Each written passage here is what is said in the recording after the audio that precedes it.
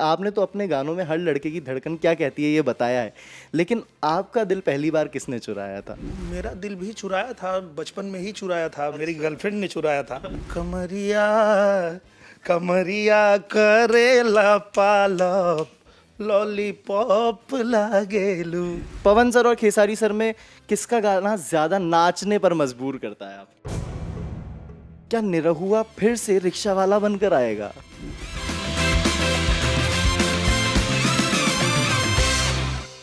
जानता है जिन्हें बिहार के हर घर का बाप, बेटा और बबुआ।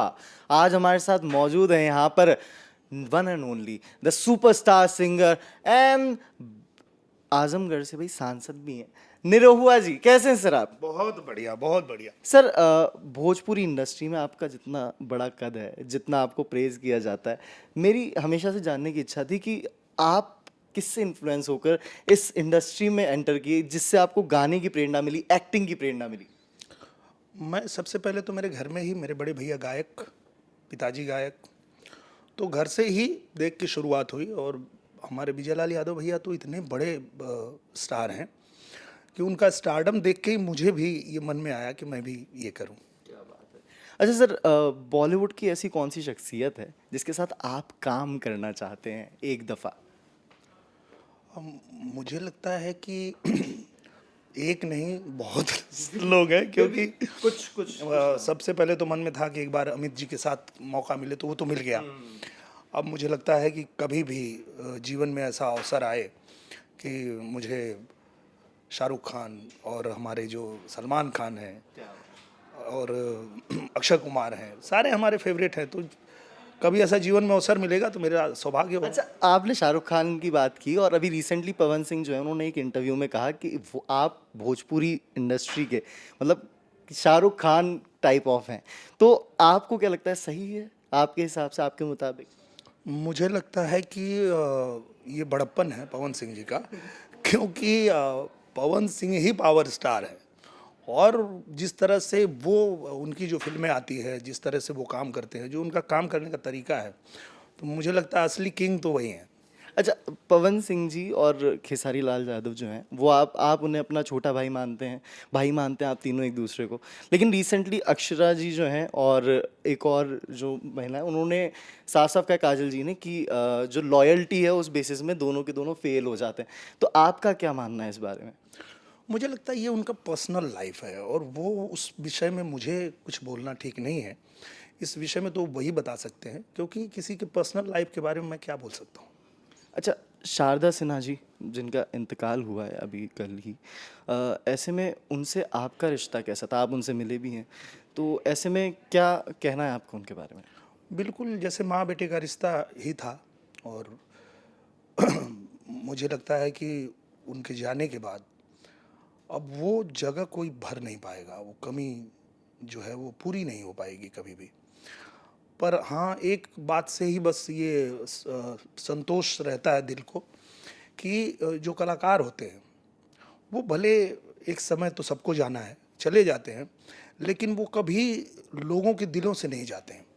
और अब एक ही चीज़ है कि हम जहाँ जा रहे हैं, जिस घाट पे जा रहे हैं, वहाँ शारदा जी का गाना बज रहा है, तो कोई ये नहीं बोल रहा है कि किसने गाया था, ये बोल रहा है कि के गावत है, शारदा जी गावत है। तो शारदा जी हमेशा रहेंगी अपने गीत के माध्यम से। आज के 100 साल बाद भी लोग यही पूछेंगे कि के गावत है, तो शारदा जी गावत है।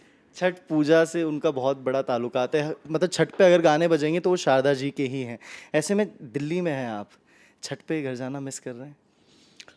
हाँ, मुझे लगता है कि हर बिहारी, हर यूपी का वो व्यक्ति जो छठ पूजा जिसके घर में होती है, वो कहीं उसका मन नहीं लगेगा, उसको वो धुन बजते ही उसको घर ही जाना होता है। और मैं भी यहाँ से सीधा भागूंगा अभी। अच्छा, कुछ दिल के सवाल हैं लोगों के, हमने सोचा हम जरिया बन जाते हैं उनके सवालों का आप तक पहुंचने के लिए। तो एक पहला सवाल ये है कि आपने तो अपने गानों में हर लड़के की धड़कन क्या कहती है ये बताया है, लेकिन आपका दिल पहली बार किसने चुराया था? मेरा दिल भी चुराया था, बचपन में ही चुराया था, मेरी गर्लफ्रेंड ने चुराया था।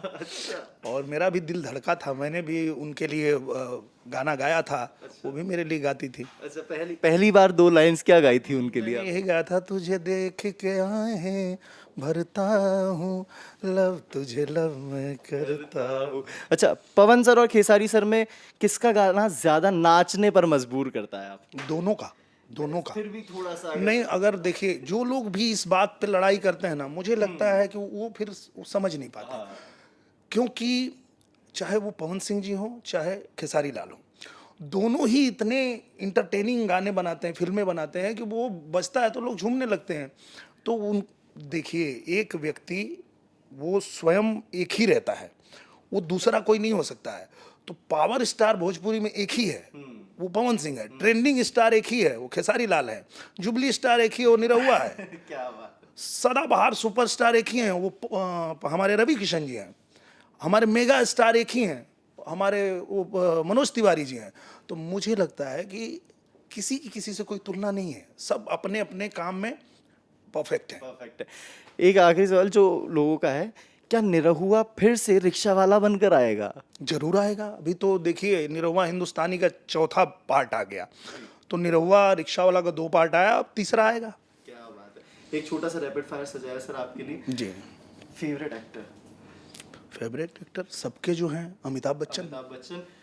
Embarrassing moment while shooting? Shooting में कभी ऐसा हो जाता है कि हमने कोई वीक पहना हुआ है और उस शॉट के दौरान निकल गया तो वो बड़ा है। अच्छा, भोजन में सबसे प्रिय क्या है आप? एकदम सादा, दाल भात चोखा।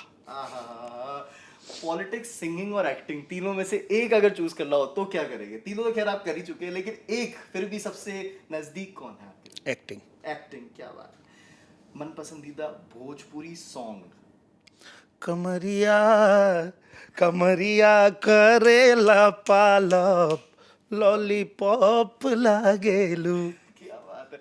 अच्छा, जाते जाते लास्ट, आपका अपना फेवरेट सॉन्ग जो हर किसी के दिल पर आपने मतलब जिस तरह से इमेजिन किया था उस तरह से छाया और जिसने काया पलट दी, जिसने आपकी ज़िंदगी का एक नया दौर शुरू किया, एक मरून सड़िया जो आपका गाना है 200 million plus, congratulations first of all, बहुत बहुत बड़ी फीट है वो। उसकी 2 लाइंस हमारी ऑडियंस की रिक्वेस्ट है कि अगर आपसे सुनने को लाइव मिल जाए तो उनका दिन बन जाए। 2 से ज़्यादा। जान मारे जान हो मरून कलर सड़िया, जान मारे जान हो मरून कलर सड़िया। क्या बात है। तो देखिए, ये थे हमारे साथ निरहुआ और ऐसी ही काफ़ी सारी बातचीत आपको पूरे इंटरव्यू में देखने को मिली होगी। Thank you so much sir हमारे साथ जुड़ने के लिए। बहुत बहुत शुक्रिया sir, thank you so much.